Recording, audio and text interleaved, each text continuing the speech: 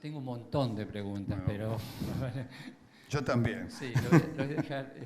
Lo que me interesaba saber es si se puede considerar, ¿hay alguna posibilidad de que el bombardeo se considere como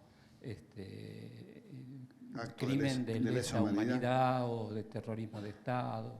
La verdad es que todos los intentos que se hicieron en la justicia se frustraron. Creo que incluso uno, yo no sé si que Bonadío tuvo que ver con uno de los expedientes. No estoy seguro, ¿eh? Lo dejo. Acá hay abogados de derechos humanos, tal vez. Estamos fritos con Bonadío. No avanzó ninguna causa y ya casi quedan muy pocos vivos. Debe quedar algún piloto, no sé, no estoy seguro, pero queda muy poca gente. Y no sé si, un crimen de Estado no es, si bien eran fuerzas del Estado, se sublevan, deja de ser el Estado para ser sediciosos. No tenían la suma del poder, claro. No, son sediciosos, deben ser punidos. En el momento les cabía la pena de muerte a los jefes.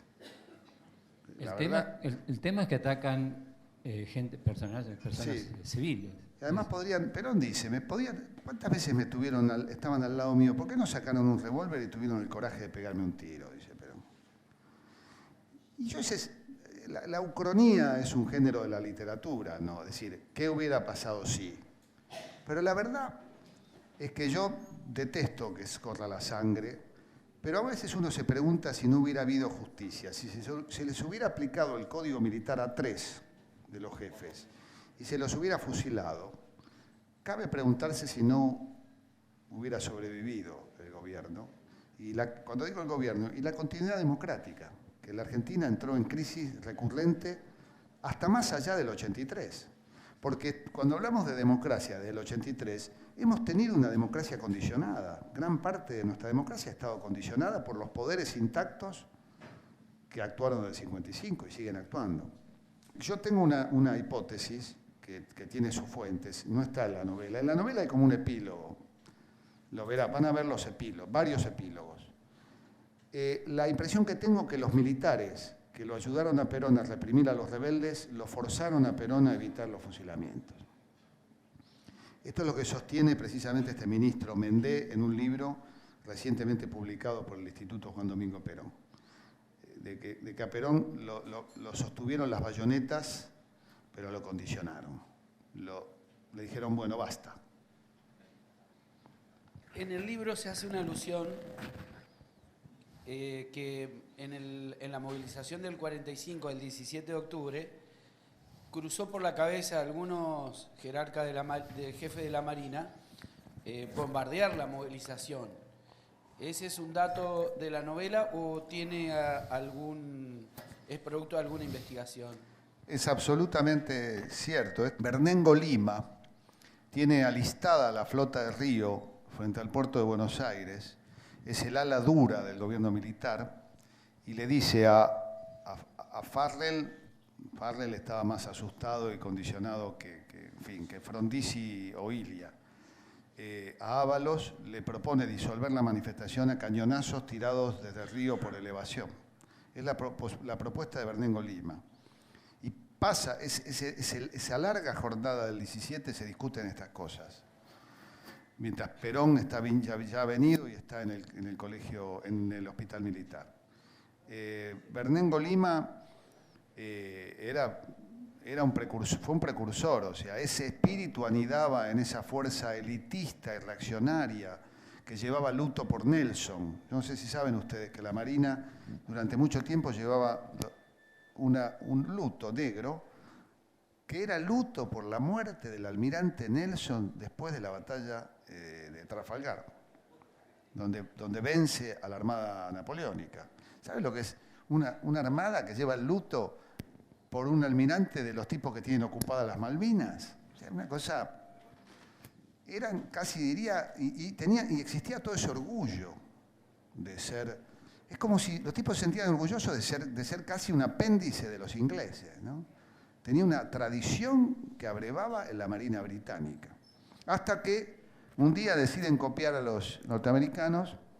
Esto también ustedes van a leer mi novela y dicen, qué imaginación, al tipo se le ocurre decir que el bombardeo a Plaza de Mayo se inspiró en el ataque japonés a Pearl Harbor. Esto es así. Esto lo cuentan los mismos testigos. Y hay una fuente que yo tengo, que es de ellos, que es, a ver, ¿qué se escribió sobre el bombardeo? Muchos libros. El más completo lo escribió Isidoro Ruiz Moreno. Es el historiador de la Marina, un gorila de pelaje puro, pero que ha hecho una investigación formidable. Y lo que para él es orgullo, para mí es vergüenza.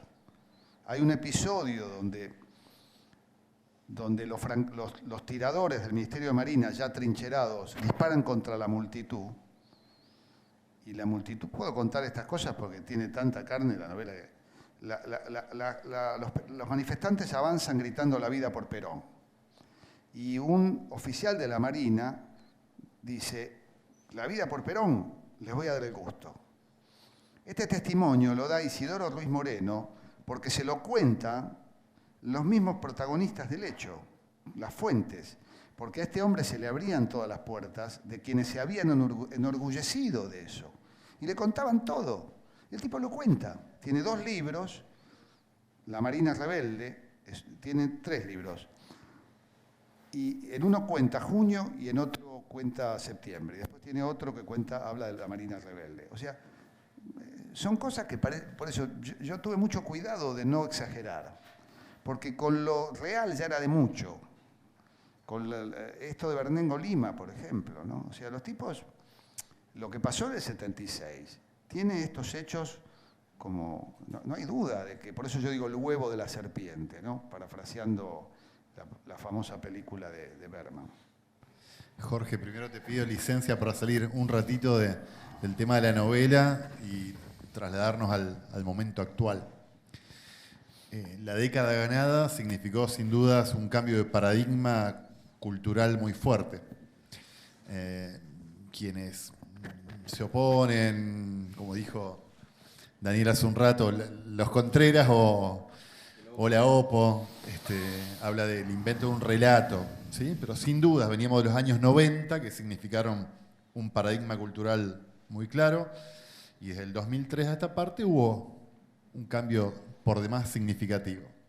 Y yo quiero valorizar, porque además realmente me siento un admirador de la política cultural que vos llevaste adelante como secretario de Cultura, y esto no lo digo de ninguna manera como para que decir, bueno, me deshago en elogios, pero sí hay muchos cambios que desde tu gestión se hicieron y que yo considero que son parte inherente y componen el ADN de eso que más nos ha gustado del kirchnerismo. Me gustaría que de alguna forma hagas un repaso, una síntesis de lo que significó tu paso por la gestión pública, precisamente en la Secretaría de Cultura. Como decía Dalmiro Sáenz, es difícil hablar sobre uno mismo, escribir sobre uno mismo, por eso prefiero escribir sobre una mesa. Pero lo que puedo decir es que me tocó formar parte, y estoy muy orgulloso, de un proyecto político que tiene facetas que se habla mucho de lo económico, de lo social, pero que también es esencialmente un cambio de paradigma cultural. Que empezó, si bien Néstor se largó con todo, yo creo que lo cultural empezó tímidamente. Yo creo que el peronismo, y creo que el kirchnerismo como heredero del peronismo, tiene lo que yo llamaría una suerte de complejo de inferioridad cultural. El peronismo muchas veces cree lo que se dice de sí mismo en materia cultural y terceriza la cultura. Perón la tercerizó con unos tipos que eran ultramontanos. La entregó, no se la dio a Jaureche. Jaureche, en lugar de presidente del Banco Provincia, debería haber sido ministro de Cultura. Y le pasó un poquito esto a Néstor, y también a Cristina, me parece, con Ditela y con Nun. Yo puedo decirlo con total sinceridad. Me parece que mi orgullo es haber sido el primer secretario de Cultura o responsable de Cultura peronista, demostrando que hay una tradición en el peronismo que debe enorgullecernos. Y yo diría de un campo más amplio, el nacional y popular, que se diferencia, no es ni mejor ni peor, de otras tradiciones que pueden estar hoy con nosotros, como podemos decir Di Tella está como embajador en Italia, Nun ya sabemos que no, ni bien dejó de ser funcionario, siguió el camino de muchos exfuncionarios que confundían pertenencia con cargo. Y hay unos cuantos, desde Solá o La Hormiguita, o hay muchos. Alberto Fernández, el hombre de mayor confianza de Néstor y Cristina. El caso de Di Tella es interesante porque siguió. Entonces, me da la impresión que esta tradición está de no confiar, de creer el cuento de que los peronistas somos ágrafos, brutos, que no leemos, que no escribimos. Es disparate. Cuando uno analiza la tradición del pensamiento nacional y popular, lo que tiene es que ha sido difamada, escondida. Bastó que Scalabrini Ortiz, que no era peronista, pero era del campo nacional y popular y antiimperialista, se pasara a este campo para que desapareciera del suplemento de La Nación y de Crítica. Bastó que Jauretche fuera quien fuera para que su nombre no existiera en los diarios y en las páginas de los grandes medios de comunicación. Y esta tradición, todos los que expresamos el campo cultural, hacemos un pequeño sacrificio comparado con el de nuestros mártires, que es ser proscriptos en el mundo de la consideración cultural hegemónico, que es el que te ayuda a vender libros. ¿Por qué muchos escritores son opositores? Son tipos inteligentes, uno dice, ¿y por qué no vende ser kirchnerista si querés vender libros? Lo que vende libros es ser antikirchnerista, es así. Entonces, a veces pasa que el peronismo compra esta idea. Esta idea de que no, a ver, la cultura dejémosela a, el campo del pensamiento dejémoselo a, lo tercerizamos. Así que mi mayor orgullo es ese. Mi mayor orgullo es haber sido el que más tiempo duró en ese cargo,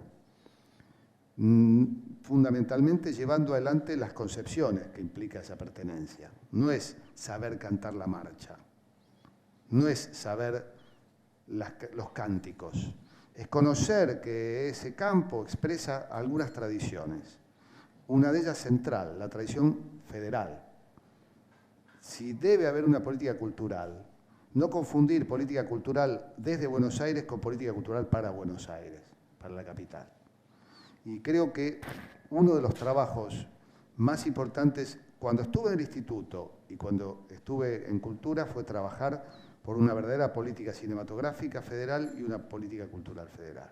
Creamos el Consejo Federal de Cultura, le asignamos fondos al Consejo Federal de Cultura, gestionamos con la Asamblea Federal y aprendí de mis colegas a cargo del área federal de cultura. Hasta debo decir que tuve una excelente relación con la ministra de Cultura de la provincia de Santa Fe, en la medida que yo reconocía que la Asamblea Federal implica la representación de los referentes culturales de cada estado.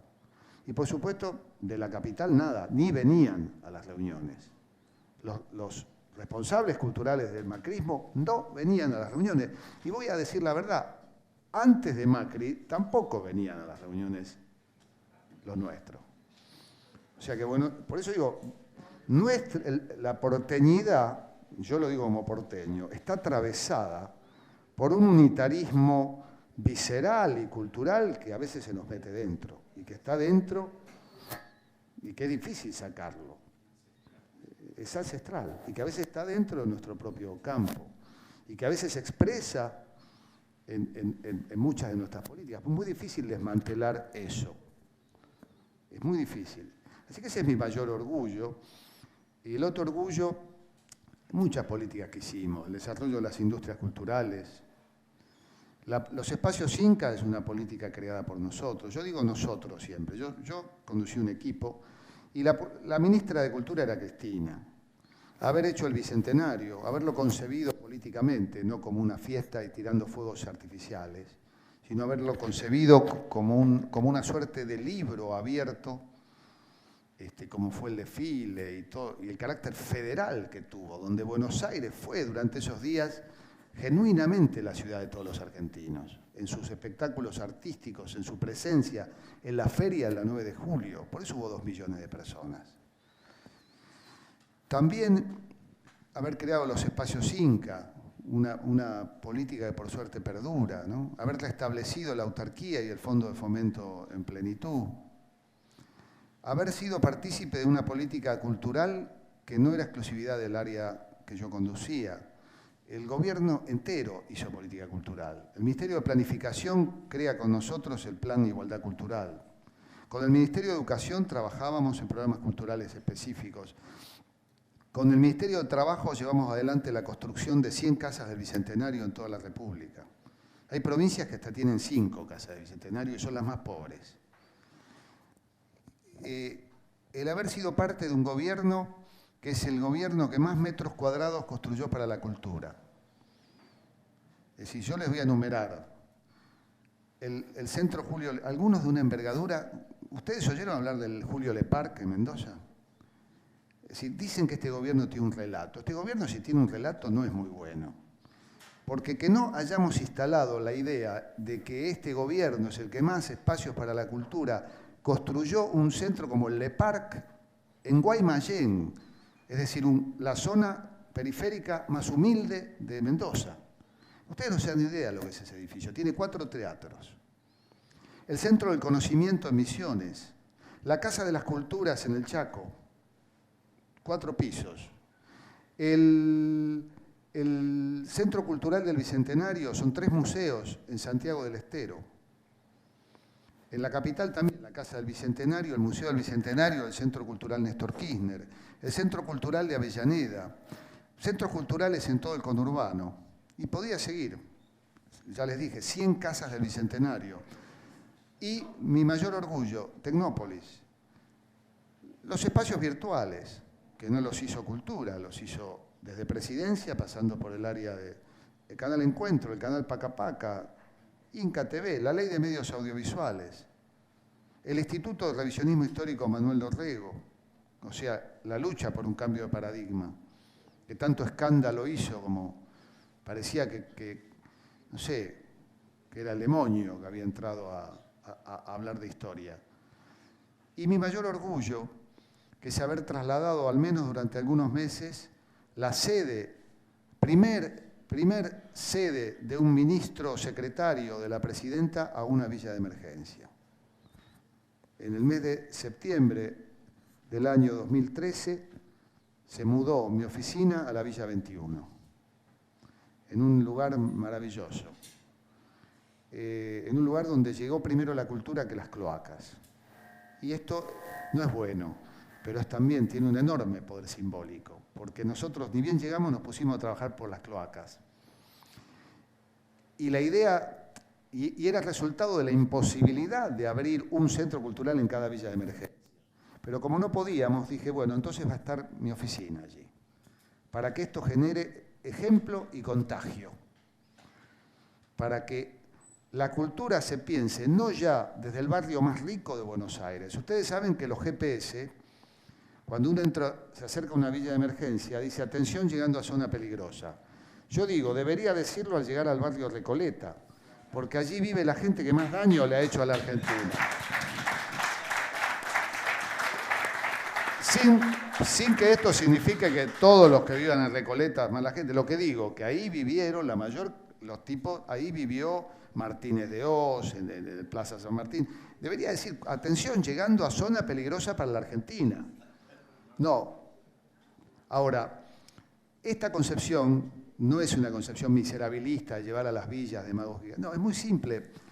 En las villas de emergencia, en la capital y en muchos barrios, hay escuelas cerca o dentro. Hay hospitales cerca y en algunos casos dispensarios dentro. El empleo mejoró. Suele haber trabajo.